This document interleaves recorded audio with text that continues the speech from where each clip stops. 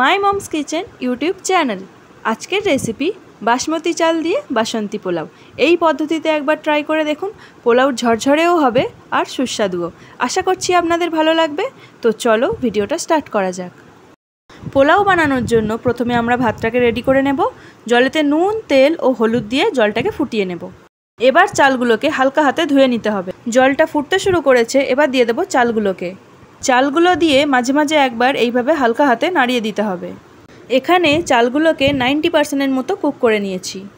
পোলাও বানানোর জন্য প্রথমে কড়াইতে ঘি গরম করে নিয়ে তাতে গোটা গরম মশলা ও তেজপাতা দিয়ে একটু মিশিয়ে নিয়ে দেব কাজু ও কিশমিশ, দিয়ে হালকা করে একটু ভেজে নেব।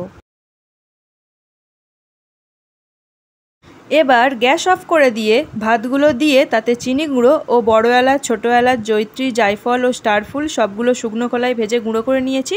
সেই মশলাটা দিয়ে সবগুলোকে ভালো করে মেশাতে থাকবো। ভাতগুলোকে হালকা হাতে মিশিয়ে নিতে হবে, না হলে ভাতগুলো ভেঙে যেতে পারে। আমাদের আজকের রেসিপি বাসমতি চাল দিয়ে বানানো বাসন্তী পোলাও কিন্তু পারফেক্টলি রেডি হয়ে গেছে। রেসিপিটা আপনাদের ভালো লেগে থাকলে অবশ্যই একটা লাইক, কমেন্ট অ্যান্ড সাবস্ক্রাইব করে দেবেন।